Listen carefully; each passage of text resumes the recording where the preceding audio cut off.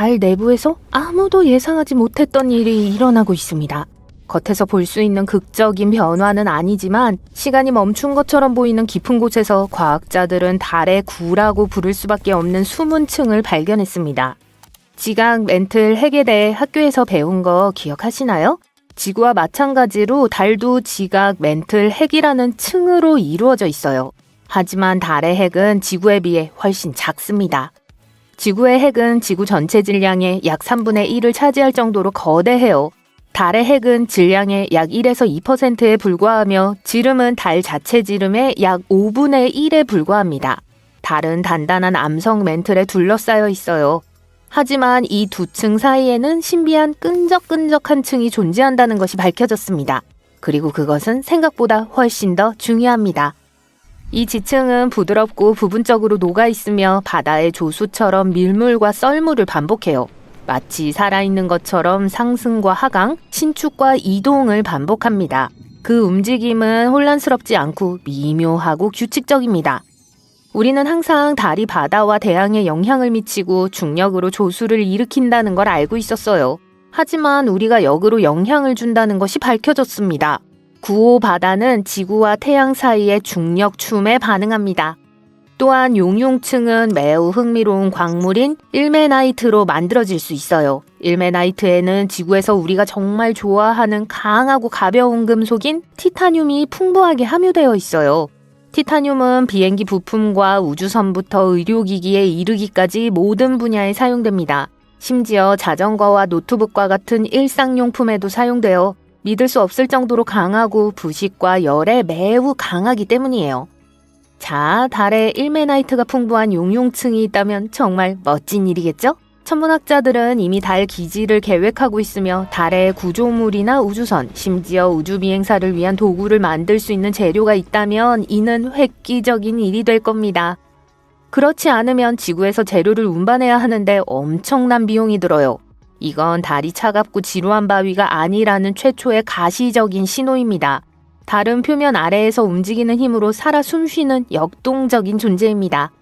나사는 이를 발견하기 위해 중력 회복 및 내부 실험실, 그리고 달 정찰 궤도선이라는 새로운 특수 도구를 사용했습니다. 이것들은 달을 연구하기 위해 설계된 우주 탐사선이지만 망원경처럼 달 표면만 보는 건 아니에요. 대신 달의 중력이나 시간에 따른 변화처럼 우리 눈으로 볼 수 없는 것들을 측정하는 데 도움을 줍니다. 그레일은 달 주위에 썰물과 흐름이라는 이름의 소형 우주선 2대를 보냈습니다. 영리하죠? 이 우주선이 서로 가까이 비행하면서 달의 중력의 미세한 차이를 측정하는 것이 아이디어였습니다. 마치 달에 보이지 않는 당김을 서로 다른 곳에서 느끼는 것과 같아요. 달의 중력이 한 지점에서 더 강하면 우주선은 서로 더 가까워지고 약하면 더 멀어졌어요. 이를 통해 과학자들은 달에 실제로 갈 수 없더라도 달 내부에서 무슨 일이 일어나고 있는지 이해할 수 있어요. 그리고 우주선은 임무를 끝내기 위해 2012년 12월에 의도적으로 달에 추락했습니다. 달의 정찰 궤도선은 조금 다릅니다. 달의 매우 상세한 사진을 찍고 달 표면에 대한 다른 중요한 정보를 수집했어요. 그레일과 LRO 정보를 결합해서 이 9층을 찾아낼 수 있었습니다. 하지만 이 발견은 우리가 달 지질학에 대해 알고 있다고 생각했던 모든 것에 도전합니다. 이 용융층은 어떻게 거기까지 왔을까요? 얼마나 오랫동안 존재했을까요? 그리고 더 흥미로운 건 어떻게 수백만 년 동안 따뜻하게 유지될 수 있었을까요? 이는 100만 달러짜리 질문이에요. 달의 핵은 우리와 마찬가지로 열을 발생시켜요. 하지만 쉽게 달의 열이 달을 따뜻하게 녹여주고 있겠지 하고 말 만큼 간단한 일은 아닙니다. 첫째, 달의 핵은 지구보다 훨씬 작고 덜 활동적이기 때문에 열을 훨씬 적게 생성합니다. 또한 달은 일반적으로 지구보다 훨씬 더 차갑습니다. 물론 온도를 말하자면 말이죠. 표면의 온도가 섭씨 영하 128.9도까지 떨어지는데 어떻게 이 내부층이 여전히 흐르는 상태를 유지할 수 있을까요? 여전히 미스테리예요. 어쨌든 이 끈적끈적한 물질은 달에 대한 많은 것을 설명해 줄 수 있어요. 예를 들어 천문학자들은 달 지진과 그 발생 원리를 탐구하고 있었어요. 이제 그들은 반용융층이 표면 아래에서 이동하고 움직이는 것일지도 모른다고 생각해요. 달은 달 자체 외에도 다른 천체에 대해 더 많은 것을 알려줍니다. 거대한 정적 바위라고 생각했던 달이 이렇게 드라마틱한 삶을 살고 있다면 다른 행성이나 달, 소행성은 어떨까요? 그들도 표면 아래에 비슷한 움직임을 숨기고 있을까요? 조석과 이와 유사한 것들이 어떻게 작동하는지에 대해 자세히 알아보면 우리 행성을 더 잘 이해할 수도 있습니다. 달에서는 정말 많은 놀라운 발견이 이루어지고 있습니다. 최근에는 달 표면 아래에서 수백만 년 동안 숨어 있었던 거대한 동굴을 발견하기도 했어요. 지난 50년 동안 과학자들은 달 표면이 지하 터널과 동굴로 가득 차 있다고 의심해왔어요. 이들은 용암에 의해 형성되었기 때문에 용암 동굴이라고 알려져 있습니다. 그렇군요. 수백만 년 전 달은 매우 불안정했습니다. 달은 화산 활동을 겪으며 분화를 일으켰어요. 화산이 폭발하면 용암이 표면을 가로질러 흐르게 돼요. 용암의 바깥층이 냉각되고 굳어지면서 어두운 물질로 이루어진 단단한 지붕을 형성합니다. 이것이 바로 달의 유명한 암흑지대이며 고대 용암의 어둡고 딱딱하게 굳은 잔해입니다. 하지만 뜨겁고 녹은 용암은 중앙을 통해 계속 흐르고 있습니다. 분출이 끝나고 용암이 흘러내리고 나면 남는 것은 텅 빈 터널, 즉 용암 튜브입니다. 지구에서는 화산 활동으로 인해 유사한 지하 터널이 생긴 하와이나 아이슬란드 같은 곳에서 용암관을 볼 수 있어요. 수십억 년 전 달에서도 같은 일이 일어났어요. 비록 우리와 비교하면 훨씬 더 광기 어린 모습이었지만요. 실제로 달의 용암굴은 현재 태양계 전체에서 가장 크고 가장 긴 것으로 알려져 있습니다. 아폴로 11호가 처음 착륙한 곳으로 유명한 마레 트랑큘리타티스 동굴 아래에서 그런 동굴이 발견되었어요. 그리고 그 깊이는 최소 103.6m나 됩니다. 그리고 이 모든 동굴 시스템은 수백만 년 동안 사람의 손길이 닿지 않은 채 지표면 바로 아래에 숨어 있었어요. 이제야 비로소 그 존재를 증명할 수 있게 되었죠. 이탈리아 트렌토 대학교의 과학자들은 특수 레이더 기술과 첨단 컴퓨터 방법을 사용하여 이를 발견했습니다. 이 기술은 레이더파를 전송하여 지하를 볼 수 있게 해줍니다. 이 파동은 반사되어 지하에 무엇이 숨어 있는지에 대한 단서를 제공해요. 연구원들은 이 파동이 반사되는 방식을 분석해서 숨은 동굴의 모양과 크기를 감지할 수 있었어요. 이 발견의 가장 좋은 점은 우리가 그곳에 모든 기지를 건설할 수 있다는 거예요. 이 동굴은 방사능, 거친 바람, 유성으로부터 보호해줍니다. 나사는 심지어 이 동굴 중 일부가 섭씨 17.22도를 일정하게 유지한다는 증거도 발견했는데 달에 비하면 정말 아늑한 온도예요. 게다가 거기에는 물이 있을 수도 있어요. 따라서 인간은 2000년 터널 안에서 피난처를 마련하고 달의 전체 식민지를 건설할 수 있습니다. 동굴 깊숙한 곳에 예상치 못한 달의 괴물이 숨어 있을지도 모른다는 생각 해보신 적 있나요? 물론 동굴을 탐험하고 멋진 것을 발견할 수 있는 엄청난 잠재력이 있습니다. 하지만 작은 생명체나 미생물 같은 기적을 발견한다고 해도 실제 동물이나 괴물이 없을 확률은 99%입니다. 그런 조건에서 그것들이 발달하는 건 불가능할 거예요. 하지만 멋진 공포 영화가 될 수 있을 거예요. 연구원들은 로봇이나 드론을 보내 터널을 먼저 탐사한 다음 터널이 인간에게 충분히 안전한지 확인하고자 합니다. 그리고 미국만 이 작업에 참여하는 건 아니에요. 중국도 달 동굴을 미래의 기지로 사용할 가능성을 조사하고 있어 달 탐사와 정착을 위한 경쟁이 뜨거워지고 있습니다. 아폴로 17호가 마지막 유인 달 착륙을 한 것은 수십 년 전의 일입니다. 1972년 12월이었죠. 이제는 먼지투성이의 위성에 다시 갈 때가 되지 않았을까요? 한동안 머무는 건 어때요? 나사는 이 사항에 대해 약속을 했습니다. 2025년까지 달의 우주 비행사를 다시 보낼 준비를 하고 있죠. 이 모든 것은 아르테미스라는 프로그램을 통해 이루어질 겁니다. 이 프로그램에는 사상 최초로 달 표면을 경험하는 여성도 포함될 예정입니다. 왜 진작 시도하지 않았을까요? 한 전직 나사 관리자가 이 주제에 대해 흥미로운 말을 했습니다. 과학적 또는 기술적 문제 때문이 아니라는 거죠. 문제는 그런 프로젝트가 너무 오래 걸리고 비용이 너무 많이 든다는 것이었습니다. 우주여행, 특히 인간이 참여하는 우주여행은 비용이 많이 듭니다. 최근 몇 년 동안 나사의 예산이 수십억 달러에 달했던 것은 사실입니다. 충분히 많은 돈 같죠? 하지만 나사가 해야 할 일 목록을 보면 그렇지 않습니다. 망원경과 거대한 로켓 프로젝트부터 태양, 목성, 화성, 그 너머로 겨냥한 임무까지 모든 것을 고려해야 하기 때문이죠.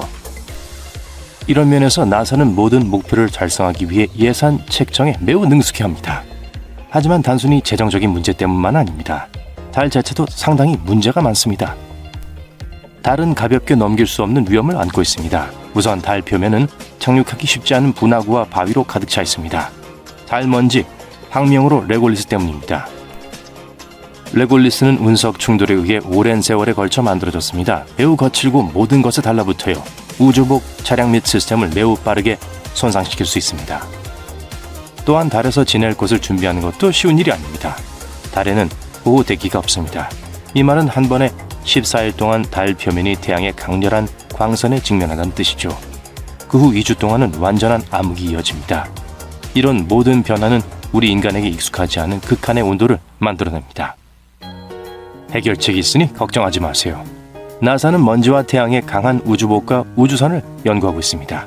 심지어 달에 밤 동안 전기를 공급할 수 있는 시스템도 개발 중입니다. 이 시스템이 흥미로운 점은 우리가 화성에 도착하면 화성에서도 유용하게 사용될 수 있다는 점이에요. 나사는 또한 프로젝트를 위해 매우 똑똑한 사람들을 모집해야 합니다. 아폴로 13호 미션 컨트롤에서 일했던 사람들의 평균 연령이 겨우 26세였다는 점을 생각해 보세요. 그리고 이 사람들은 그 나이에 이미 수많은 임무에 참여했었습니다. 즉, 아주 어린 나이부터 상당한 경험을 쌓았다는 뜻이죠. 하지만 다른 개인들도 도움을 줄 수 있습니다. 최근 몇 년 동안 우주여행의 혁신을 위해 끊임없이 노력해온 것은 나사뿐만이 아닙니다. 이러한 노력에 동참할 수 있는 충분한 자원을 가진 성공한 사람들이 많이 있습니다. 일부는 달에 착륙할 수 있는 새로운 유형의 로켓을 개발하고 있기도 합니다. 나사는 총 12명의 사람을 우리 위성에 착륙시켰습니다. 아마도 인류 역사상 가장 멋진 순간 중 하나였을 거예요. 우주 비행사들은 우주에서 암석을 가져오고 사진을 찍고 과학 실험을 하고 심지어 깃발을 남기는 등 놀라운 일들을 해냈습니다. 이 모든 것이 아폴로 미션의 중요한 순간이었죠. 하지만 달의 인간을 위한 안전한 장소를 만들기 위한 의도는 아니었어요. 과학자들은 오래전부터 달 우주 정거장에 대한 아이디어를 가지고 있었습니다. 당연한 일이죠. 지구에서 불과 3일이면 갈 수 있는 곳이니까요. 기술적으로는 이런저런 작은 실수를 저지른다고 해도 전체 프로젝트를 망치지 않을 수 있다는 뜻입니다. 게다가 우주로 더 멀리 나가기 전에 많은 것을 배울 수 있겠죠. 달 기지는 더 먼 우주 공간을 향한 임무를 위한 연료를 제공할 수 있습니다. 또 한 달에 망원경을 건설하여 우주에서 훨씬 쉽게 발사할 수 있습니다. 또한 화성에 거주할 수 있는 방법을 알아내는 또 다른 중요한 프로젝트에도 도움이 될 수 있습니다. 말할 것도 없이 달 우주 정거장은 달의 기원에 대해 더 많이 알아내는 데 도움이 될 것입니다. 재미있고 신나는 달 관광을 통해 돈도 벌 수 있을지도 모르죠. 어쨌든 아폴로 달 프로그램은 많은 노력이 필요했습니다. 우선 미국 전역에 걸쳐 약 40만 명에 달하는 엄청난 인원이 참여했다는 사실부터 살펴봅시다. 모든 것이 완벽했던 것은 아니었어요. 두 가지 주요 불행한 사건이 있었습니다. 첫째, 아폴로 1호의 발사대에서 화재 사고가 발생했습니다. 둘째, 아폴로 13호의 산소 탱크가 말썽을 부려 임무 도중 심각한 문제를 일으켰습니다. 프로젝트의 중요한 부분은 세턴 5였습니다. 이 로켓은 오늘날까지 성공적으로 비행한 가장 강력한 로켓으로 36층 높이에 달했습니다. 그 높이가 상상이 안 된다고요? 이 로켓은 나야가라 폭포보다 2배나 높았어요. 세턴 5호 덕분에 나사는 13가지 임무를 성공적으로 완수할 수 있었어요. 여기는 달을 향해 24명의 우주 비행사를 태우고 간 것과 이 중 절반이 달 표면을 걸은 것이 포함됩니다. 기존의 로켓과 우주 왕복선은 지구 저궤도를 벗어나지 못합니다. 간단히 말해 우주 비행사가 생존에 필요한 모든 장비를 싣고 달에 도달할 수 없다는 뜻입니다. 현재의 우주선은 적어도 아폴로 임무 이후로는 이런 짐을 운반할 수 없습니다. 어쨌든 우리는 지구에서 많은 진보를 이루었고 곧 우주 비행사를 위성에 보낼 준비가 되어 있습니다. 바로 아르테미스 프로젝트죠. 아르테미스 프로젝트는 나사가 감독하는 프로그램입니다. 모든 것이 잘 진행되도록 하기 위해 나사는 이전에 승무원이 탑승하지 않은 오리온이 달 궤도를 돌고 지르고 귀환할 수 있도록 발사했습니다. 자동화된 시험 주행이라고 할 수 있죠. 실제로 사람을 다시 달로 보내기 전에 모든 장치가 제대로 작동하는지 확인해야 합니다. 언젠가 오리온은 우주 비행사를 다시 달로 데려다줄 우주선이 될 겁니다. 오리온에는 발사 중 문제가 발생할 경우 우주 비행사를 안전하게 보호하는 발사 중단 시스템이 탑재되어 있습니다. 또한 오리온에 연료를 공급하고 추진하며 물, 산소, 전력, 온도 제어를 통해 우주 비행사의 생존을 유지하는 동력원인 서비스 모듈이 있습니다. 이 모든 미래 프로젝트는 궁금증을 자아냅니다. 달에서의 생활은 어떤 모습일까요? 지금은 상상에 의존할 수밖에 없습니다. 어떤 사람들은 동화에서나 나올 법한 아늑한 호빗굴 같은 집에서 살게 될 것이라고 말합니다. 달의 지하에서 사는 것은 필수일지도 모릅니다. 뜨거운 온도와 산소 부족 때문이죠. 운석의 위협과 끊임없는 방사능을 고려하면 달 표면을 그냥 걸을 수 없는 것은 당연한 일입니다. 교통수단은 어떨까요? 대기업과 중소기업 모두 이상적인 달 여행을 만들기 위해 노력하고 있습니다. 현재 예상대로라면 빠르면 2024년 일종의 달 택시가 이륙할 수 있을 것입니다. 현재 로켓과 달리 이 우주 택시는 지구 대기권 재진입에 가혹한 조건을 겪을 필요가 없습니다. 여러 번 왕복하는 것이 더 쉬워질 거예요. 달에서의 생활을 지원하려면 우주 택시가 안전하게 이착륙할 수 있는 특별한 공간이 필요합니다. 달 표면에 단단하고 평평한 곳에 달 먼지를 막아주는 벽으로 보호된 착륙장이라고 생각하면 돼요. 달 표면에서 이동하는 것도 더 쉬워질 겁니다. 우리가 말하는 차세대 우주선은 자체적으로 제어되는 환경을 갖추게 될 겁니다. 즉, 우주선 안에 있는 동안에는 우주복이 필요하지 않다는 뜻이죠. 잠시 우주 놀이기구에서 벗어나고 싶다면 당연히 우주복을 입어야 합니다. 자, 이제 집과 탈 것은 해결됐습니다. 하지만 연료는 어떨까요? 달은 우리에게 대처 수단을 제공합니다. 달의 중력이 가볍기 때문에 달의 인력에서 벗어나기 위해 많은 힘이 필요하지 않아요. 게다가 달에는 얼음이 있어 매우 편리하죠. 이 얼음을 로켓 연료로 변환할 수 있을지도 몰라요. 이 얼음을 모으는 데 도움이 되는 전용 우주 장비가 필요합니다. 그런 도구 중 하나가 트라이던트입니다. 드릴처럼 생긴 이 도구는 얼음으로 덮인 달 표면을 파는 데 적합합니다. 그런 다음 추가 로봇 도우미가 이 얼음을 연료로 전환하여 우주 주유소로 운반합니다. 이 기술이 성공한다면 화성으로 향하는 로켓이 화성에 잠시 들러 연료를 보충한 후 여행을 계속할 수 있을 것입니다. 모든 건 지구의 작은 변화에서 시작됐어요. 처음에는 사람들이 달이 더 밝아졌고 좀 더 커졌다는 걸 알아차렸어요. 하지만 아무도 신경 쓰지 않았죠. 달은 전 세계 조수에 영향을 미쳤어요. 우리 해변으로 밀려들었지만 비극은 아니었어요. 많은 물고기들이 해안 가까이로 왔어요. 보통 어둡고 깊은 곳에 사는 대왕 오징어, 아귀, 그리고 다른 생물들을 해안가 옆에서 발견했죠. 새롭고 이상한 일들이 매일 일어나요. 더 이상 새들은 겨울에 남쪽으로 날아가지 않아요. 거대한 무리를 지어 목적 없이 도시를 날아다녀요. 달은 새들이 자연에서 항해하는 걸 도와주었기 때문에 이제는 더 이상 어느 쪽으로 날아가야 할지 모르는 거죠. 세계 바다의 끝없는 물에서 선장들은 나침반이 이제는 불안정하다는 걸 알아차려요. 지구의 자극이 바뀌어 화살표가 다른 방향을 가리키고 있거든요.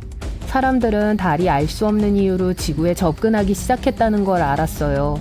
달의 중력이 지구의 중력에 영향을 미쳐요. 이게 기후, 모든 생명체들의 행동, 그리고 자기장의 변화를 수반해요. 이제 제일 건조한 곳에 비가 내리고 제일 추운 곳이 더워져요. 전 세계의 생태계를 파괴하고 있어요. 숲 근처에 사는 사람들은 늑대들이 항상 울부짖는 소리를 들어요. 달이 이 동물들을 미치게 해요. 지구의 자연 위성은 크기가 커지고 있고 밤을 훨씬 더 밝게 밝히고 있어요. 아직 결정적인 일은 일어나지 않았어요. 사람들은 종말이 다가오고 있다는 걸 믿고 싶어 하지 않기 때문에 당황하지 않아요. 하지만 그러다 어느 날 달이 임계점에 도달해요. 음악을 들으며 길을 걷고 있는데 그 순간 누군가가 여러분을 밀쳐요. 좋아요. 회사에 지각한 건가 보네요. 계속해서 걷는데 지나가던 여자가 여러분의 어깨를 쳐요. 그리고는 죄송해요 하고 가버렸어요. 여러분은 그녀의 눈에서 두려움을 알아차립니다. 앞을 보니 사람들이 여러분을 향해 달려오는 게 보여요. 헤드폰을 벗으니 비명과 사이렌 소리가 들려요. 사람들이 차를 두고 도망가요. 수백 마리의 갈매기들이 하늘을 날고 있어요. 온갖 혼돈 속에서 이상한 소리가 들려요. 물인 것 같아요. 이게 어떻게 가능하죠? 여러분은 해안에서 몇 킬로미터 떨어진 도심에 있어요. 하지만 생각할 시간은 없어요. 거대한 파도가 거리로 밀려와 여러분을 향해 곧장 달려오고 있는 걸 발견해요. 여러분은 건물로 뛰어들어 10층으로 올라가요. 여기서 물이 도시를 가득 채우는 걸 봐요. 강한 물줄기가 모든 자동차들, 1층 건물들, 그리고 나무들을 거리에서 날려버려요. 물에 상어와 다른 물고기들이 있는 게 보여요. 사람들은 집과 지붕 위로 숨었어요. 도시 전체가 순식간에 대재앙으로 빠져들고 있어요. 여러분이 숨어있는 건물에 TV가 작동하고 있어요. 홍수가 전 세계적으로 일어나고 있다는 걸 알게 됐죠. 거대한 쓰나미가 해안 도시들을 뒤덮었어요. 어떤 곳에서는 파도가 30층 건물의 높이에 도달해요. 많은 마을들이 지구 표면에서 지워졌어요. 달이 지구에 너무 가까이 왔고 대규모 홍수는 시작에 불과해요. 달은 지구 주위를 날아다니며 우리의 고향이 중심축에 있을 수 있도록 도와줘요. 안정된 기후를 제공하고 생물체의 발달을 돕고요. 하지만 지금 이 균형이 깨졌어요. 달이 다가와서 지구의 중력을 변화시키고 있어요. 지구가 옆으로 약간 기울어지면 전 세계적으로 대규모 홍수가 일어날 수 있어요. 여러분이 둥근 물잔을 들고 있다고 상상해 보세요. 그걸 조금만 기울여 보세요. 액체가 한쪽에서 다른 쪽으로 어떻게 움직이는지 보이시죠? 똑같은 일이 지금 바다에서 일어나고 있어요. 하지만 달이 그냥 다가오고 있진 않아요. 행성 주위를 날아다니면서 한 번 돌 때마다 점점 가까워지고 있어요. 지구의 다양한 곳에서 자연재해를 일으키고 있어요. 이제 바다가 한쪽으로 흘러가다가 몇 시간 후에는 다른 쪽으로 밀려가요. 그래서 모든 물이 거리에서 해안으로 되돌아가는 걸 볼 수 있어요. 오늘이 끝날 때쯤 바다가 다시 도시로 돌아올지도 몰라요. 잠깐만요. 벌써 하루의 끝이 온 것 같아요. 하늘이 어두워진 걸 알 수 있어요. 아직 오후 3시밖에 되지 않았는데 이상하네요. 달이 지구의 자전 속도를 바꿔서 하루를 더 빠르게 지나가게 해요. 달이 하늘을 거의 덮고 지구를 밝게 비춰요. 거대한 달 분화구가 보여요. 너무 가까워서 태양이 빛나고 있을 때도 볼 수 있어요. 어떤 곳에서는 지나가는 달이 태양을 가려요. 물이 거리에서 빠져나가자 모두들 밖으로 나갑니다. 이 순간 지진이 시작돼요. 도로가 갈라지면서 집들이 무너지고 있어요.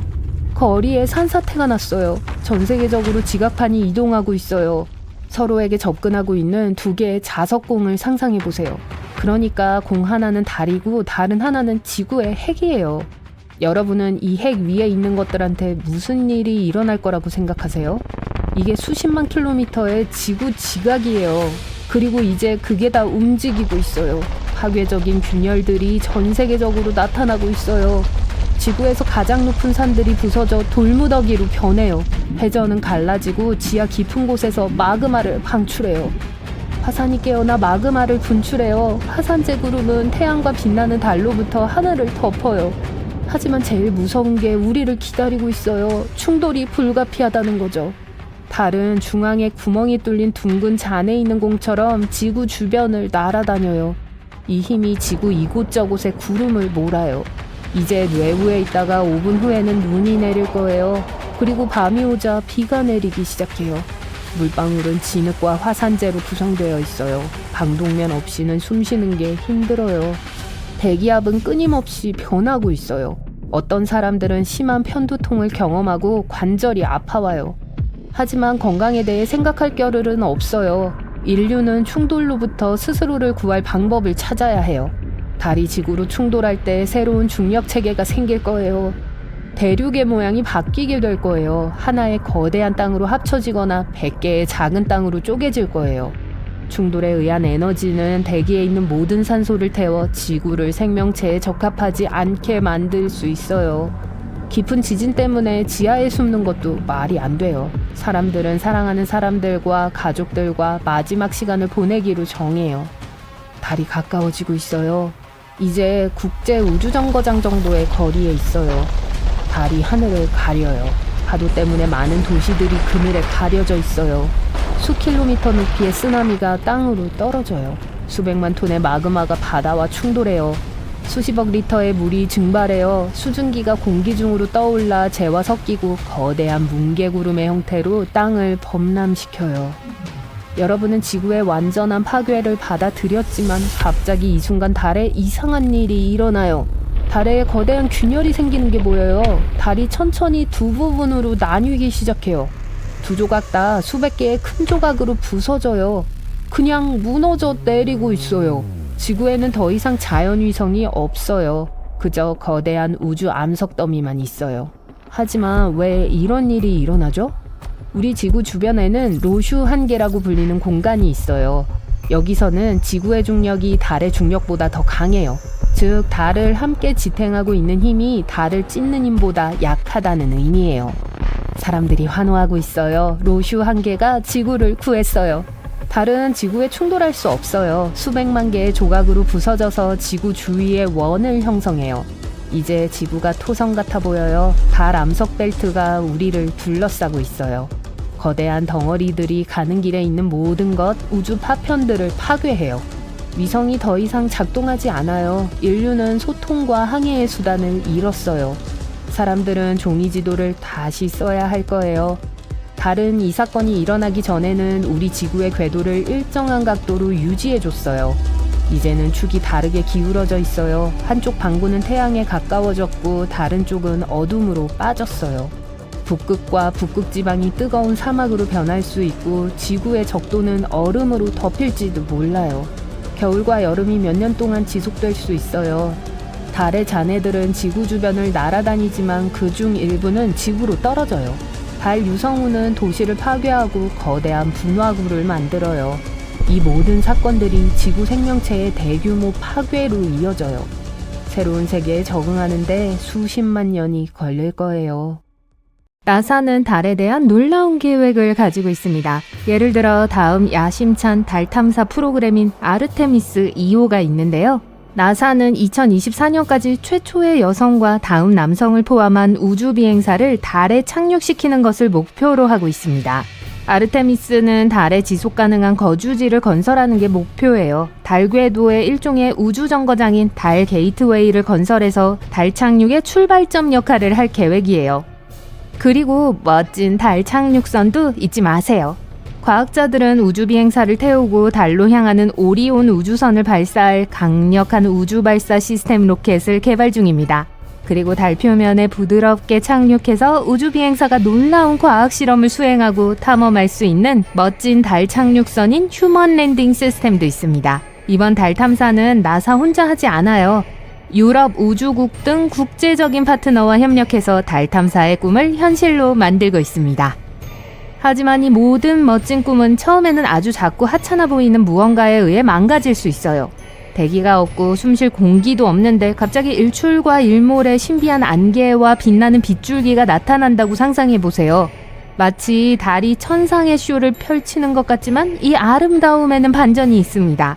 1971년 아폴로 17호 임무 중 이 아름다운 광경에 나사 우주비행사 중 한 명인 해리슨 슈미트는 재채기가 나오고 눈물이 고였어요. 그는 그것을 달 건초열이라고 불렀습니다. 이 신비한 열병은 12명의 달 탐험가 모두에게 영향을 미쳤습니다. 재채기부터 코막힘까지 우주비행사들은 마치 감기에 걸린 것 같은 증상을 경험했죠. 이러한 반응이 사라지는 데는 며칠이 걸렸습니다. 이 사건을 계기로 달의 먼지와 그 어두운 면에 대한 발견이 이루어졌고 과학자들은 이 광선에 대해 알게 된 후 소매를 걷어붙이고 그 기원을 파헤쳤어요. 그리고 그들이 발견한 건 바로 이 빛나는 빗줄기가 실제로는 아주 작은 달 먼지층을 통과하는 햇빛에 의해 발생한다는 사실이었습니다. 먼지는 작은 입자와 날카로운 유리 파편으로 이루어져 있고 곳곳에 숨어 있었죠. 그리고 이 달의 먼지는 교활한 악당이라는 게 밝혀졌습니다. 달의 먼지는 수많은 문제를 가져왔어요. 우주 비행사들이 시력장애를 발견한 건 시작에 불과했습니다. 이 골칫거리는 더 나아가 귀중한 기계를 손상시키고 전자기기 오작동을 일으켰어요. 심지어 대담하게도 부품을 부식시키고 우주선 내부에서 타는 화약 냄새를 풍기기도 했습니다. 모든 것에 달라붙어 장난스러운 담요처럼 표면을 코팅해요. 장비를 막고 섬세한 기계에 들어가며 심지어 우주비행사의 우주복을 엉망으로 만들기도 해요. 1972년 상황이 또다시 악화됐어요. 아폴로 17호 우주비행사들은 악몽과 마주했습니다.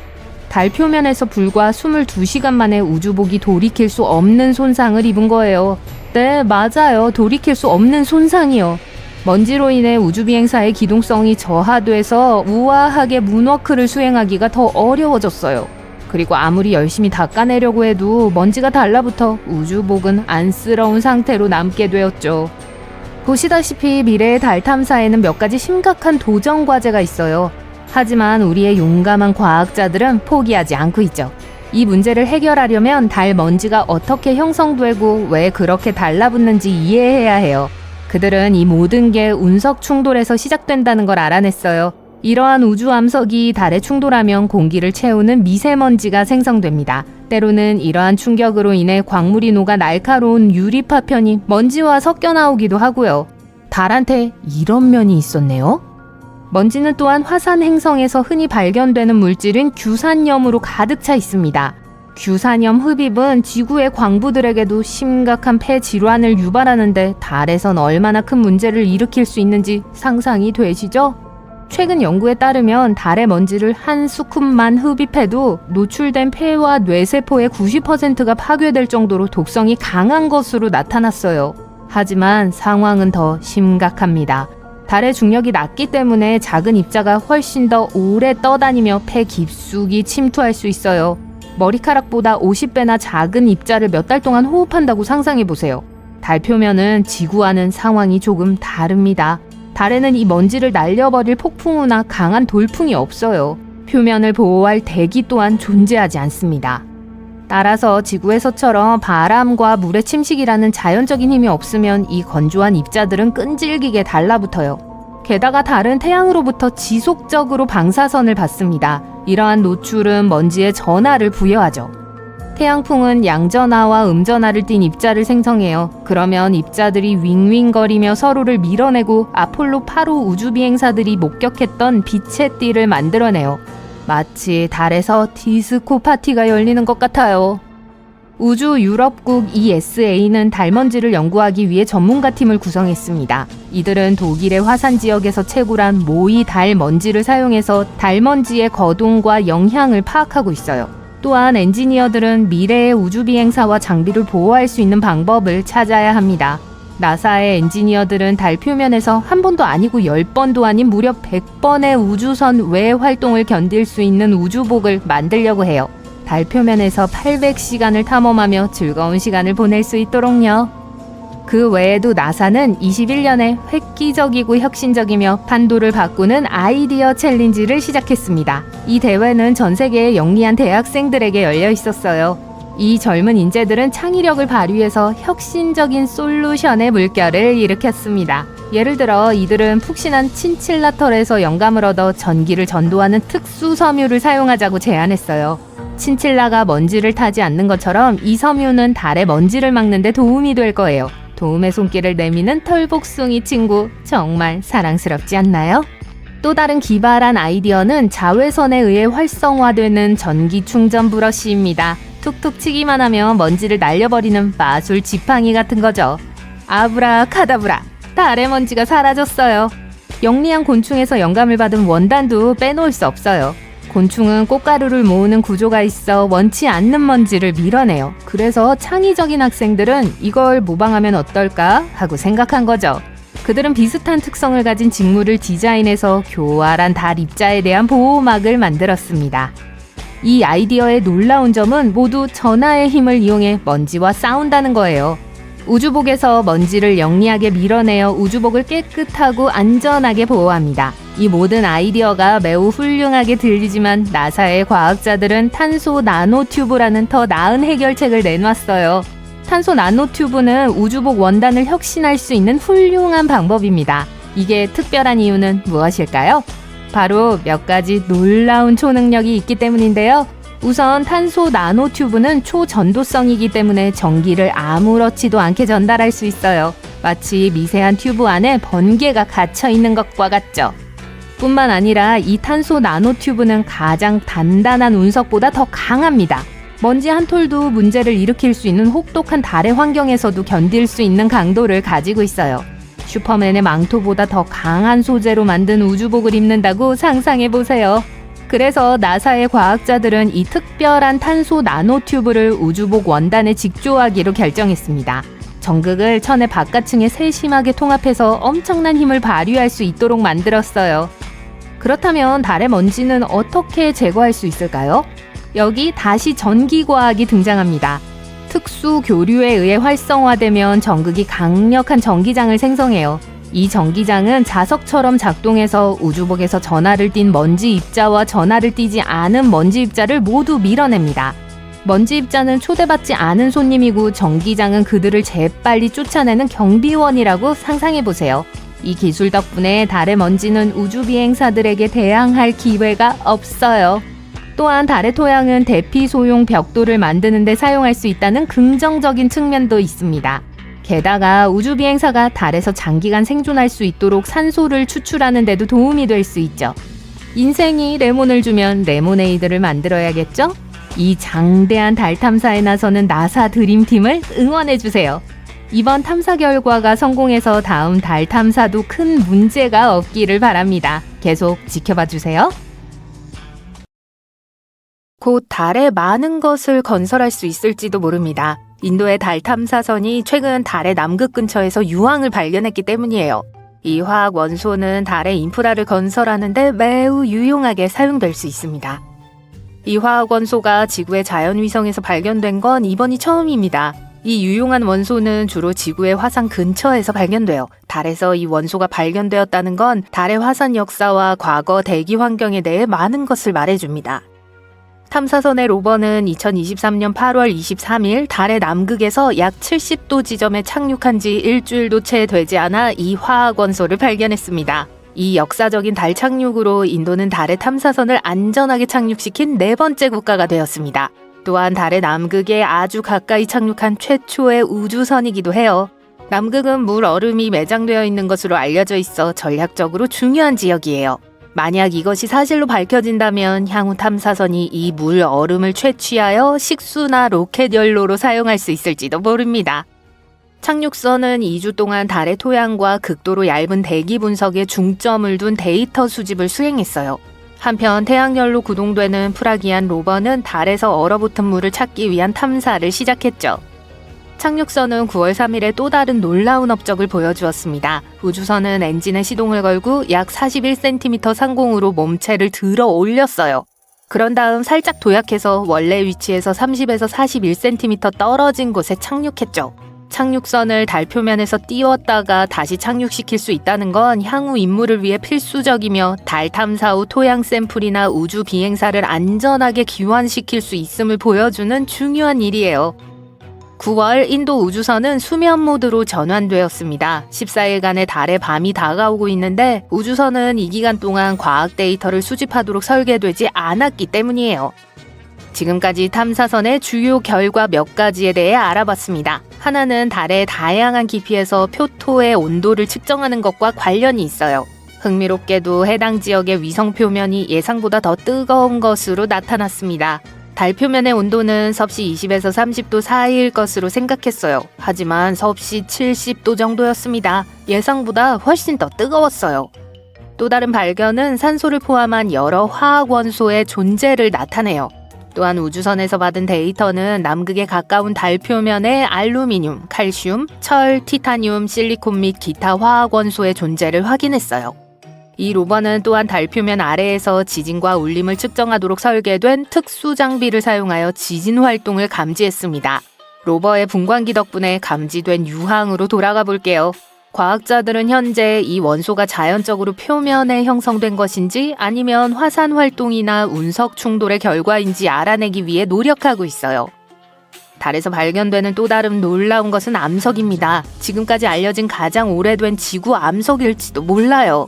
아폴로 우주비행사가 지구로 가져온 대형 암석 수집품에 포함된 2cm 너비의 칩이 실제로 40억 년 된 지구의 조각일 수 있습니다. 이 발견은 초기 지구가 시작될 때 겪은 격렬한 충돌을 더 잘 이해하는 데 도움이 될 수 있을 거예요. 아마 이랬을 거예요. 암석이 형성된 직후 소행성 충돌로 인해 그 조각이 지구에서 날아갔을 수 있습니다. 당시 달은 지금보다 지구에 3배나 더 가까웠습니다. 충돌이 너무 강력해서 이 지구 암석 덩어리는 달까지 날아갔어요. 나중에 이 파편은 여러 종류의 암석으로 이루어진 달 강력암에 휩싸였습니다. 결국 이 암석은 아폴로 14호 우주비행사에 의해 지구로 귀환하게 됩니다.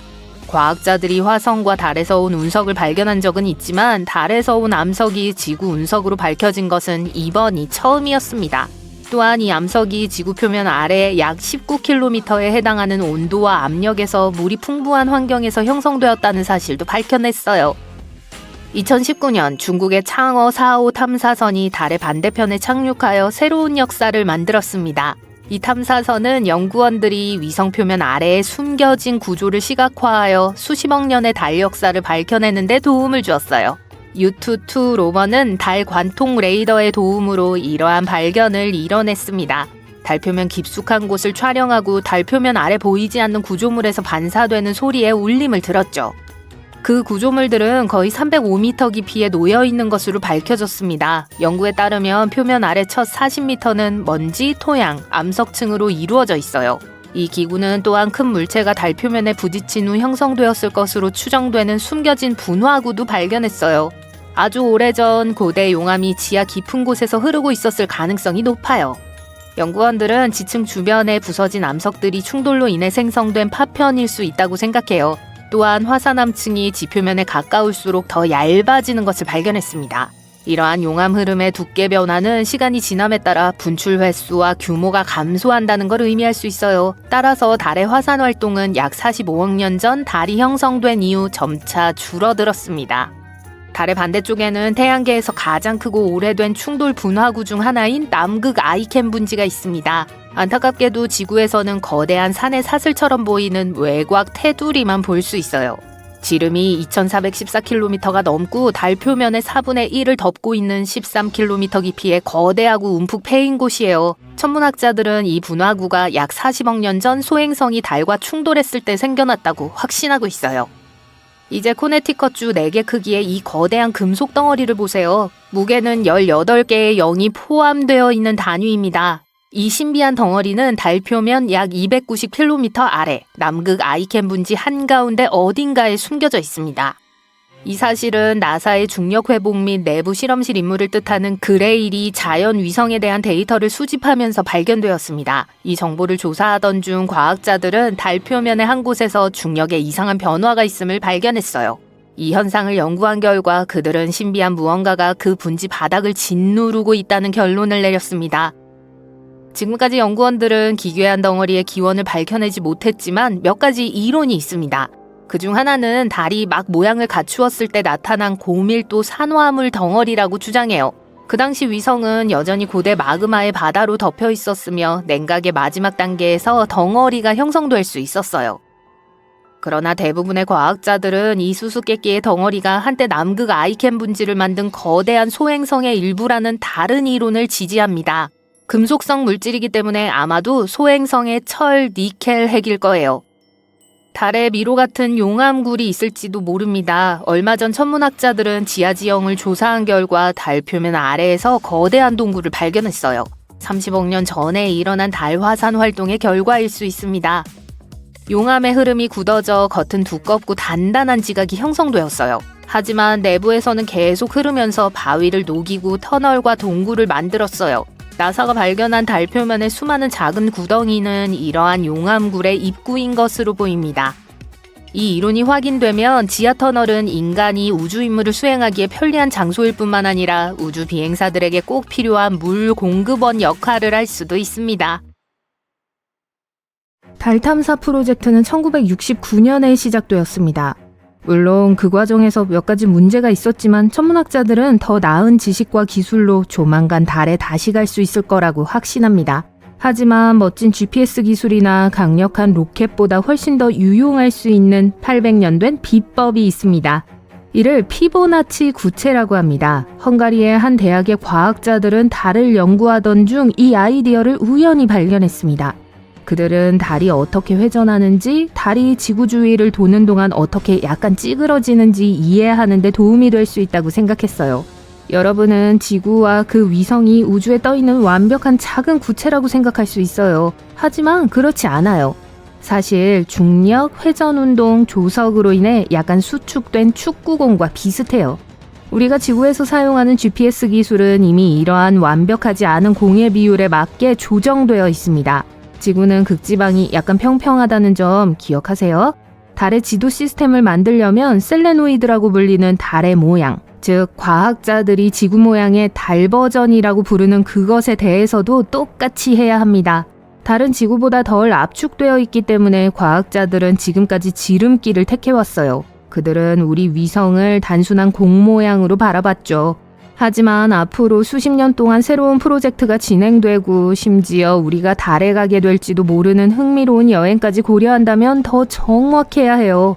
과학자들은 이제 실제 데이터를 확보하여 달에 대한 정확한 그림을 그려야 한다고 생각합니다. 이때 피보나치 구체가 유용하게 사용됩니다. 피보나치 구체는 수학자들이 공 위에 점을 고르게 배치하는 데 사용했던 영리한 솔루션이에요. 과학자들은 최근 나사에서 이전에 수집한 데이터를 사용해서 달에 약 10만 개의 지점을 매핑하는데 이 굴을 사용했어요. 그리고 그들이 발견한 것은 달의 모양을 이해하는데 결정적인 역할을 했습니다. 예를 들어 이제 우리는 위성의 극이 달의 적도에 비해 중심에서 약 0.5km 더 가깝다는 걸 알고 있어요. 물론 사소한 세부사항처럼 보일 수 있어요. 하지만 달에 다시 착륙하기 전에 GPS 소프트웨어를 적절히 조정하면 달에서 길을 잃지 않을 수 있습니다. 이 수준의 수학은 60년대 이후 달에 대해 수행된 적이 없지만 우리는 이미 이 기술이 지구에서 놀라운 효과를 발휘한다는 건 알고 있으니 과학자들이 미래의 임무를 더 잘 준비할 수 있게 해줄 뿐입니다. 사람들이 피보나치의 발견을 이용해 영리한 해결책을 내놓은 것은 이번이 처음이 아니에요. 금융, 농업, 컴퓨터, 과학 분야에서도 피보나치가 활용되는 것을 보았습니다. 이 모든 것이 어디에서 왔는지 살펴볼까요? 전설에 따르면 이탈리아의 수학자 피보나치는 처음에는 수학 수열에 그다지 관심이 없었고 오히려 토끼에 더 관심이 있었다고 해요. 그래서 그는 이 흥미로운 퍼즐을 생각해냈어요. 토끼 한 쌍을 특정 공간에 1년 동안 놓아두면 어떻게 될까요? 그는 몇 가지 이론적인 규칙도 세웠어요. 우선 모든 토끼는 암수 한 쌍으로 태어나며 한 달이 지나면 번식을 시작할 수 있어요. 매달 각 토끼 쌍은 한 쌍의 토끼 새끼를 한 마리씩 더 추가합니다. 마지막 규칙은 모든 토끼가 한 해 동안 무적이라는 것이었습니다. 계산을 해보니 1, 1, 2, 3, 5, 8, 13과 같은 1년의 숫자가 나왔어요. 이 수열을 다시 보면 모든 숫자가 그 앞에 있는 두 자리의 합이라는 걸 알 수 있어요. 처음 2개, 이것이 시작 토끼 쌍이에요. 다음으로는 숫자 2가 보이는데 이는 첫 번째 쌍과 첫 번째 자손의 쌍입니다. 이 흥미로운 수열에 대한 소문이 퍼지면서 수학 애호가들은 이 수열을 더 자세히 연구하기 시작했어요. 그들은 식물의 잎이 자라는 방식이나 해바라기의 씨앗이 배열되는 방식과 같이 자연에서 이 패턴을 자주 보기 시작했습니다. 이를 확인하기 위해 할 수 있는 간단한 실험도 있어요. 먼저 종이와 펜을 준비하세요. 피보나치 나선형을 그려보세요. 작은 원으로 시작한 다음 피보나치 숫자를 사용해 점점 더 크게 그려보세요. 첫 번째 원은 종이의 작은 점이거나 0에 해당하는 크기여야 해요. 다음 원 1단위, 또 다른 원 여전히 1단위. 계속 진행하면 원이 나선형 패턴을 형성하는 걸 볼 수 있어요. 원이 계속 커지더라도 그 모양은 그대로 유지됩니다. 최면의 상징으로 피보나치 나선형을 우연히 발견했을 수도 있습니다. 솔직히 말해서 나선형을 잠시 쳐다보게 해서 사람을 혼란에 빠뜨릴 수 있다는 증거는 거의 없습니다. 하지만 집중력과 시신경에 미치는 영향은 무시할 수 없어요. 회전하는 나선형을 응시한 후에는 소용돌이의 방향에 따라 물체가 작아지거나 커지는 걸 볼 수 있어요. 이러한 느낌을 최면이라고 표현하는 이유를 쉽게 이해할 수 있죠. 이 흥미로운 일련의 숫자는 우리가 의식하지 못하더라도 일상생활에서 자주 등장합니다. 또한 마일을 킬로미터로 변환하는 것과 같이 보다 실용적인 경우에도 사용할 수 있습니다. 1, 2, 3, 5, 8, 13. 이 수열을 살펴보고 두 개의 숫자를 나란히 선택해 볼게요. 예를 들어 13과 21을요. 계산을 해보면 13마일은 약 21km라는 걸 알 수 있어요. 34와 55도 마찬가지입니다. 음악과 수학은 서로 연관성이 없어 보일 수 있어요. 하지만 위대한 모차르트에게 물어본다면 아마 동의하지 않았을 거예요. 그는 일찍부터 숫자에 대한 열정이 대단했던 것 같아요. 음악에서 일종의 숨은 메시지처럼 멋진 숫자 패턴을 찾는 걸 좋아했어요. 심지어 그의 여동생은 그가 악보의 옆면에도 항상 수학을 낙서했던 것을 기억하기도 했어요. 일부 학자들은 그가 피보나치 수까지 가지고 놀았을 것으로 추정하기도 해요. 정말 그렇다면 그는 곡의 균형을 맞추기 위해 피보나치 수를 사용했을 수도 있습니다. 다른 유형의 예술은 어떨까요? 레오나르도 다빈치는 비트루비안 맨과 모나리자 같은 걸작에 황금 비율을 사용했다고 알려져 있습니다. 또한 위대한 건축물을 보면 파르테논 신전도 이 패턴을 사용했을 가능성이 높아요. 기둥의 간격이 딱 맞는 건물을 볼 때마다 건축가들이 거기서 영감을 얻었다고 확신할 수 있습니다. 기자의 대피라미드도 좋은 예예요. 이를 증명할 공식적인 기록은 없지만 피라미드의 모양이 황금 비율에 너무 가까워서 어느 정도 짐작할 수 있어요. 이 패턴은 우리 주변 환경에서도 자연스럽게 나타나는 걸 볼 수 있어요. 정원에 나가서 주변에 솔방울이 있는지 확인해 보세요. 저 비늘 보이시나요? 이것들은 피보나치 구체에 따라 패턴으로 배열되어 있습니다. 우리 몸의 뼈도 같은 비율로 성장하고 있는 것처럼 보여요. 몸통, 머리, 심장이 하나씩 있죠. 예를 들어 팔, 다리, 눈, 귀와 같이 한 쌍으로 이루어진 것들이 있습니다. 숫자 3의 경우 팔다리의 구성과 손의 세 가지 주요 부분인 손목 부분, 손바닥 가운데 부분, 손가락을 생각해 보세요. 손가락에 대해 말하자면 손가락의 뼈 길이도 이 비율을 가지고 있어요. 이 디자인은 특히 물건을 잡을 때 손가락이 원활하게 움직일 수 있도록 도와줍니다. 피보나치 수열은 파도의 곡선이나 강이 갈라지고 흐르는 방식에서도 볼 수 있어요. 날씨 패턴도 이 규칙을 따를 수 있습니다. 일부 소용돌이와 허리케인은 피보나치 나선과 같은 방식으로 형성되고 퍼져나가요. 축소하면 나선이 지구에서만 발견되는 것이 아니라는 걸 알 수 있습니다. 나선은 우주의 모든 곳에 존재하며 무작위로 존재하는 것이 아닙니다. 우리 은하를 포함한 대부분의 은하는 나선형입니다. 일반적으로 젊은 은하의 별은 한 번에 모두 나타나지 않습니다. 어떤 별은 더 빨리 발달하고 어떤 별은 시간이 걸려요. 이것은 중력을 다른 방식으로 끌어당겨 젊은 은하가 원반처럼 회전하게 만들어요. 은하가 회전하면서 중력이 서로 다른 수준으로 늘어나고 나선형 팔을 갖게 돼요. 반대로 젊은 은하의 모든 별이 동시에 나타나면 중력은 모든 별을 달걀 모양, 즉 천문학자들이 타원형이라고 부르는 모양으로 뭉개버리죠. 좋아요. 달이 치즈로 만들어졌다는 희망은 공식적으로 포기할게요. 와우, 고다 치즈도 아니네요. 달의 위상에 따라 구부러진 바나나 또는 동전의 반쪽처럼 보이는 반짝이는 달의 공은 지구와 마찬가지로 내부의 여러 층으로 이루어져 있습니다. 이 층 중 하나를 내부 코어라고 해요. 약 20년 전 과학자들은 달이 어떻게 자전하고 있는지 관찰하고 있었습니다. 그 데이터를 통해 달의 외핵이 유동적이라는 결론을 내렸죠. 하지만 내부 핵은 연구하기 어려웠기 때문에 암석처럼 단단한지 뜨거운 액체처럼 녹아있는지는 알 수 없었습니다. 하지만 이제 모든 것이 더 명확해졌어요. 천문학자들은 우주비행사가 달에 가서 직접 정보를 수집한 아폴로 임무를 비롯한 다양한 임무에서 데이터를 수집했습니다. 또한 지진 데이터라는 특별한 기술을 사용하기도 했고요. 이 방법은 음파가 사물을 통과하는 방식을 연구하는 건데 지구에서 일어나는 지진을 예로 들어보겠습니다. 지진이 발생하면 지면을 통과하는 파동이 발생해요. 과학자들은 이 파동을 감지하고 분석해서 지구 내부에 대해 더 많은 것을 알아낼 수 있죠. 태양계의 다른 물체에도 동일한 아이디어가 적용될 수 있습니다. 행성이라든가 이 경우엔 달이죠. 지진이 일어나거나 달에서 지진이 발생하면 음파가 발생합니다. 과학자들은 이 음파를 주의 깊게 듣고 연구함으로써 물체 내부에 무엇이 있는지 상세한 지도를 만들 수 있어요. 다양한 층, 구성 성분, 배열 방식 등을 파악할 수 있습니다. 달의 깊은 내부를 확인하기 위해 과학자들은 레이저 거리 측정이라는 방법을 사용하기도 했어요. 이 방법은 지구 표면과 달 사이의 거리를 매우 정밀하게 측정합니다. 그리고 짜잔! 우리 자연위성의 내부 핵은 지구와 마찬가지로 철로 만들어진 조밀하고 단단한 공입니다. 폭은 약 500km로 달 전체 크기의 거의 15%에 달해요. 연구원들은 또한 달의 표면과 핵 사이의 층인 멘틀이 시간이 지남에 따라 달이 진화하면서 움직여왔다는 이론을 뒷받침하는 증거를 발견했습니다. 이러한 움직임을 우리는 달 멘틀 전복이라고 부르며 달 표면에서 철이 풍부한 원소를 발견하는 이유를 설명할 수 있습니다. 멘틀 물질은 결국 위쪽으로 운반됩니다. 그리고 화산암은 달의 지각에 남아있죠.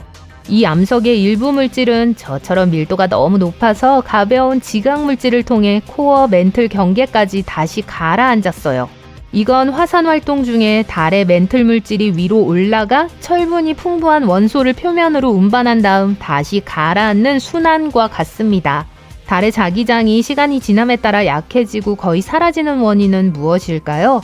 과학자들이 풀려고 노력해온 또 다른 미스테리가 있습니다. 이제 달의 철 핵과 지구 멘틀 전복에 대해 알게 됐으니 달의 자기장에 대해 더 많은 답을 얻을 수 있을 것 같은데요. 달의 내부 핵이 어떤 모습인지 알면 달의 역사뿐만 아니라 태양계 전체의 역사를 더 잘 이해할 수 있습니다. 달의 기원에 대해 널리 받아들여지고 있는 이론 중 하나는 초기 단계의 지구와 태양계의 다른 신비한 물체 사이에 대규모 충돌이 있었다는 거예요. 이를 거대 충돌 이론이라고 합니다. 그리고 이 충돌은 너무 강해서 원시 지구의 큰 덩어리를 찢어버렸다고 합니다. 남은 것에 비하면 그리 크지 않지만 완두콩 한 개 옆에 미국산 니켈을 놓으면 달에 비해 지구가 얼마나 큰지 알 수 있을 거예요. 그 후 이 덩어리는 지구 주위를 도는 궤도로 보내졌습니다. 태양계가 형성된 지 약 9,500만 년 후에 일어난 일일 거예요. 지구와 충돌한 물체는 우리 행성 질량의 약 10%, 대략 화성 크기 정도였을 거예요. 결국 지구와 달은 비슷한 구성을 가지고 있으니 말이 되죠. 물론 달이 어떻게 형성됐는지에 대한 다른 생각도 있습니다. 어떤 이론은 지구의 중력이 달을 붙잡았다고 해요. 즉, 달은 무심코 지나가던 천체였는데 갑자기 지구의 중력에 이끌려 지구 궤도로 끌어당겨졌다는 거죠. 심지어 지구가 금성에서 달을 훔쳤다는 가설도 있습니다. 그렇다면 달은 불평할 필요가 없겠죠. 여기가 훨씬 더 전망이 좋으니까요. 달과 지구는 암석과 일부 광물에서 비슷합니다. 하지만 달은 지구와 같은 대기를 가지고 있지 않아요. 달의 대기는 얇고 칼륨과 나트륨을 포함한 몇 가지 이상한 가스로 구성되어 있는데 이는 화성이나 금성, 지구의 대기에서는 찾아볼 수 없는 성분이에요. 그리고 달의 암석에는 물이 포함되어 있지 않아요. 하지만 그렇다고 해서 달에 물이 전혀 없다는 뜻은 아닙니다. 오래전인 17세기, 천문학자들은 달 표면에서 커다란 검은 반점을 발견했어요. 천문학자 중 한 명인 마이클 반 랑그레는 이 반점이 바다처럼 보인다고 생각해서 라틴어로 바다라는 뜻의 마리아라고 불렀어요. 다른 천문학자들도 달의 지도를 만들면서 이 어두운 반점을 설명하기 위해 마리아라는 용어를 사용했죠. 예를 들어 아폴로 11호가 착륙한 평온의 바다라는 뜻의 마레 트랑큘리타티스는 고요한 바다라는 뜻입니다. 하지만 검은 반점은 실제로 바다가 아닌 것으로 보여요. 오래전에 분출한 용암이 굳어져 만들어진 평원이죠. 이 화산 폭발은 현무암 평원이라고 불리는 매끄럽고 평평한 지역을 남겼습니다. 1800년대 후반 하늘을 관찰하던 윌리엄 피커링은 달을 연구한 결과 달에는 대기가 없다는 사실을 발견했습니다. 대기가 없으면 구름도 없고 물이 증발하는 걸 막아주는 공기도 없어요. 그래서 과학자들은 달에 물이 생기면 곧바로 사라질 것이라고 생각했습니다. 그들은 달이 완전히 건조하다고 믿었어요. 하지만 1961년 한 물리학자는 다른 생각을 했습니다. 그는 달에 영구적으로 그림자가 드리워진 지역이라고 불리는 특수한 지역에 물이 있을 수 있다고 지적했어요. 영구 음영 지역은 달에 태양이 비추지 않아 항상 어둡게 유지되는 지점이에요. 따라서 이 어두운 지역은 매우 춥고 얼음이 증발하지 않기 때문에 물 얼음이 존재할 수 있죠. 아폴로 탐사선의 우주비행사들이 달에 갔을 때 그들은 토양 샘플을 가져왔습니다. 하지만 과학자들은 거기에서 물의 흔적을 발견하지 못했어요. 그래서 모두들 달이 완전히 건조하다고 생각하게 됐죠. 90년대 나사는 이 그림자가 드리워진 분화구에 집중하여 고농도의 수소를 발견했는데요. 이는 달의 극지방에 얼음이 있을 수 있다는 걸 의미했습니다. 하지만 여전히 확신할 수 없었기 때문에 계속 파고들었고 얼마 후 화산 유리의 작은 구슬 안에 갇혀있는 수소를 발견했습니다. 오늘날의 달에는 활화산이 없기 때문에 오래전에 화산이 폭발했을 때 달에 물이 존재했을 가능성이 높아요. 게다가 달의 초기에는 훨씬 더 많은 물이 있었을 수도 있습니다. 2020년 나사의 소피아 미션은 우리가 오랫동안 찾던 달에 물이 존재한다는 사실을 보여줬습니다. 물은 달의 먼지 알갱이 속에 숨어 있거나 달의 햇볕이 잘 드는 지역의 표면에 달라붙어 있는 것으로 밝혀졌어요. 지구에 있는 것과 같은 바다는 없지만 적어도 무언가는 존재합니다. 하지만 물이 어떻게 그곳에 도착했을까요? 달이 형성될 당시에는 아마도 태양계의 대부분의 행성과 위성이 그랬던 것처럼 혼란스러운 역사를 가지고 있었던 것 같습니다. 옛날에 달 표면을 강타한 해성으로부터 물이 유입되었다는 증거가 있고 지금도 달에 충돌하는 해성으로부터 계속 유입되고 있을지도 몰라요. 지금 얼음이 많은 미세운석이 달 표면과 충돌하고 먼지가 태양풍과 상호작용할 때 더 큰 혼란을 일으키는 상황에 대해 이야기하고 있는데요. 우리는 이에 대해 더 많은 것을 알아내기 위해 기다리고 있습니다. 우리 모두 알다시피 물을 언급할 때 필연적으로 생명에 대해서도 이야기하게 되죠. 그렇기 때문에 우리는 달의 극지방 분화구에 숨은 얼음에 대해 더 많이 알고 싶어 합니다. 어쩌면 지구에서 생명체가 어떻게 발전했을지에 대해 더 많은 걸 알려줄 수 있을지도 모르죠. 해성에 필요한 모든 원소를 가져왔을지도 모르고요. 그렇다면 달의 얼음에도 그 원소들 중 일부가 있다면 어떨까요? 어때요? 화성에는 포보스와 데이모스라는 두 개의 위성이 있습니다. 특이한 모양을 제외하고는 특별한 게 없어요. 한 가지만 빼고요. 얼마 전 과학자들은 포보스의 표면에서 이상한 현상을 발견했습니다. 여전히 그것에 대한 어떤 설명도 찾지 못하고 있어요. 이 현상은 무엇일까요? 그것은 우리 태양계 역사에 대해 무엇을 말해줄까요? 한번 알아볼게요. 미국 천문학자 아사프 홀은 1877년에 포보스와 데이모스를 발견했습니다. 우리 태양계의 모든 행성들이 그리스와 로마의 신들의 이름을 따서 지어졌다는 거 알고 계시죠? 예를 들어 화성은 마스 또는 아레스라고 불리는 전쟁의 신입니다. 그래서 화성의 이름은 아레스의 아들 포보스와 데이모스의 이름을 땄어요. 이 멋진 이름에는 사실 무시무시한 뜻이 있습니다. 두려움과 공포를 뜻하죠. 1971년 나사의 메리너 9 망원경이 두 위성의 첫 사진을 찍었어요. 그래서 우리는 이 위성들이 우리의 달과 전혀 다르다는 걸 알게 됐죠. 그들은 이상한 모양과 불안정한 궤도를 가지고 있습니다. 게다가 태양계에는 이 두 개의 위성만큼 모행성에 가깝게 움직이는 위성은 없습니다. 부자관계라 그런가요? 하지만 화성과 매우 가깝기는 해도 화성의 표면에서는 이 두 위성을 거의 볼 수 없습니다. 화성의 곡률이 포보스와 데이모스를 시야에서 가리기 때문이에요. 화성 적도 부근에서 본다면 포보스는 평범한 소행성처럼 보일 거고 데이모스는 별처럼 보일 겁니다. 이 위성들이 우리의 달에 비해 너무 작기 때문이에요.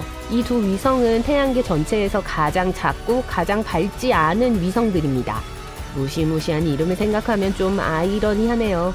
어쨌든 이 두 위성의 모든 것은 확실할 것처럼 보이지만 아니에요. 문제가 있어요. 아시다시피 과학자들은 다양한 우주물체에서 발견된 흔적을 바탕으로 우주의 역사를 재구성합니다.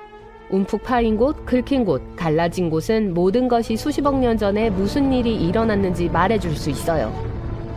오랫동안 과학자들은 그리스 신화에서처럼 포보스와 데이모스가 쌍둥이라고 확신했습니다. 하지만 나사의 바이킹 궤도선은 그 위성들의 새로운 사진을 찍었어요. 그리고 그 둘 사이에 중요한 차이점이 발견됐습니다. 포보스의 전체 표면은 거대한 홈으로 덮여 있었습니다. 포보스는 한쪽 끝에서 다른 쪽 끝까지 뻗어 있는 길고 깊은 구덩이들의 연속이에요. 여러분은 이렇게 말할 수도 있을 거예요. 그게 뭐 대단한 일인가요? 모든 우주물체에는 그런 것들이 있어요. 맞아요. 다른 위성에도 비슷한 홈과 긁힌 자국이 있습니다. 하지만 어디에도 포보스만큼 많지는 않아요. 포보스는 완전히 홈으로 덮여 있고 규모도 거대합니다. 길이가 18km이고 폭이 200m에 달해요. 그게 다가 아니에요. 이 홈 중 일부는 다른 홈과 교차합니다. 이것은 포보스가 한 번이 아니라 여러 차례 충격적인 사건들을 경험했다는 걸 의미하죠.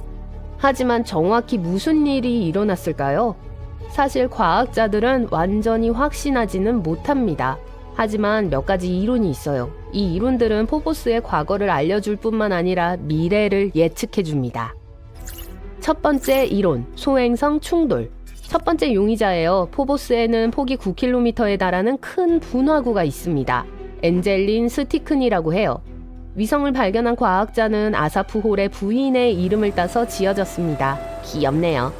첫 번째 이론은 이렇습니다. 옛날 옛적에 어떤 천체가 포보스에 충돌했어요. 그 충격이 너무 강해서 큰 분화구를 남겼죠. 그리고 충돌의 영향으로 포보스 곳곳에 홈이 생겼습니다. 처음에는 논리적으로 들려요. 하지만 과학자들은 이 이론의 결함을 발견했습니다. 이 홈들이 실제로 분화구안이 아니라 옆에서 형성되었다는 점이에요. 그래서 그 홈을 만든 것은 충돌이 아니었습니다. 게다가 다른 홈과 교차하는 홈은요? 그저 우주적인 우연의 일치일까요? 진실에 대한 탐구는 계속됩니다. 두 번째 이론, 우주 쓰레기 때문입니다. 네, 첫 번째 이론과는 차이가 있어요. 이 경우 홈은 충돌의 직접적인 결과가 아닙니다. 과정은 이렇습니다. 뭔가 포보스에 충돌했어요. 이 충격으로 많은 암석이 우주로 던져졌습니다. 그중 일부는 우주에서 영원히 사라졌지만 다른 것들은 포보스로 다시 끌려갈 만큼 충분히 작았어요. 가파른 각도로 포보스 옆을 스쳐가면서 충돌하거나 떨어져 나가거나 하는 일이 발생할 수 있습니다. 포보스의 중력이 매우 약하기 때문에 아마도 그것을 잡아둘 수는 없었을 거예요. 다시 말해서 이 암석들은 오랫동안 위성을 향해 당겨지고 밀려 나가기를 반복했어요. 이 이론은 교차하는 홈을 설명합니다. 암석들이 계속해서 그 위치로 떨어지고 있었기 때문이었죠. 꽤 논리적으로 들리지만 또 다른 문제가 있습니다. 화성이나 달 표면에서 어떤 암석도 볼 수 없습니다. 이 모든 잔해는 중력에 의해 갇힌 채로 행성의 궤도 어딘가에 남아 있어야 했습니다. 그러면 그저 포보스의 일부가 되죠. 다시 말해서 만약 이것이 사실이라면 먼지층 아래에서 이 이론의 증거를 찾을 수 있어야 해요. 하지만 그런 일은 없었어요. 그래서 이 이론도 천문학자들을 만족시키지 못했습니다. 따라서 범인을 계속해서 찾았어요. 어쩌면 홈이 스티크니 분화구와 전혀 관련이 없는 걸까요? 어쩌면 진짜 범인은 전혀 다른 것일까요? 더 강력한 무언가, 혹시 화성 그 자체일까요? 세 번째 이론, 화성이 숨은 범인입니다. 이전의 이론들은 포보스와 데이모스가 원래 화성의 일부였다는 걸 암시합니다. 옛날 옛적에 화성으로부터 떨어져 나와 위성이 되었다는 거죠. 마치 우리의 달처럼 말이에요. 하지만 그게 사실이 아니라면요? 나사의 화성 탐사선에 의한 관측은 포보스와 데이모스가 주로 운석과 소행성에서 발견되는 원소들로 이루어져 있다는 걸 보여줍니다. 포보스와 데이모스가 소행성이라면 어떨까요? 화성과 목성 사이에는 소행성대가 있습니다. 포보스와 데이모스의 크기, 모양, 그리고 구성을 고려할 때 과학자들은 한때 이 둘이 소행성대에 속했다고 주장했어요. 그러다가 어느 날 날아갔다는 거예요. 그리고 중력이 그들을 화성으로 끌어당겼습니다. 이런 현상은 소행성 포획이라고 불립니다. 그래도 매우 이상해요. 네, 소행성 포획은 드물지 않지만 이 둘은 몇십억 년 동안 화성 옆에서 비행해 왔어요. 그들의 궤도가 그대로 유지되는 것은 이상합니다. 게다가 화성의 대기는 매우 희박하고 이 때문에 어떤 소행성도 포획할 수 없었어요. 이론적으로 둘은 애초부터 화성에서 분리되었어야 했습니다. 하지만 그렇지 않았죠. 그 말은 어떤 방식으로 그들이 갇혔다는 걸 의미합니다. 그리고 화성은 즉시 그것들을 파괴하기 시작했죠. 네, 예상치 못한 반전이죠. 이 버전에서 악당은 화성이었어요. 과거를 연구함으로써 미래에 발생할 수 있는 사건에 대한 몇 가지 증거를 발견했습니다. 포보스의 신비한 홈은 화성과 포보스 사이의 조성력에 의해 발생할 수 있어요. 달과 지구도 서로를 약간 왜곡시키면서 이 힘을 교환합니다. 하지만 포보스가 화성에 훨씬 더 가깝기 때문에 중력의 영향이 훨씬 더 강합니다. 즉, 화성의 중력이 포보스를 점차 파괴하고 있어요. 100년마다 포보스는 화성에 1.8cm 더 가까이 접근하고 있어요. 또한 2m씩 줄어들며 훨씬 더 부서지기 쉬워지고 약해집니다. 포보스가 작아질수록 조성력이 더 큰 충격을 주어서 포보스의 이상한 홈과 긁힌 자국을 만듭니다. 네, 3천만 년에서 5천만 년 후에 포보스는 화성과 충돌하거나 분해되어 작은 암석 덩어리로 변할 거예요. 그러고 나서 화성에도 토성과 해왕성과 같은 고리가 생길 겁니다. 그래서 포보스는 불운한 화성의 달이라고 불립니다. 어쨌든 모두 이론일 뿐이에요. 하지만 포보스의 극적인 과거사는 우리에게 외계 물체가 얼마나 역동적일 수 있는지를 보여줍니다. 그것에 대해 더 많이 배울수록 화성뿐만 아니라 우리 태양계의 다른 물체의 기원에 대한 비밀에 대해 더 많이 알게 돼요. 언젠가 우리가 정말로 화성을 식민지화한다면 화성의 위성을 연구하는 것은 많은 도움을 줄 수 있습니다. 다가오는 화성 달 탐사 미션이 화성의 달이 숨기고 있는 가장 흥미로운 비밀을 밝혀내기를 바랍니다.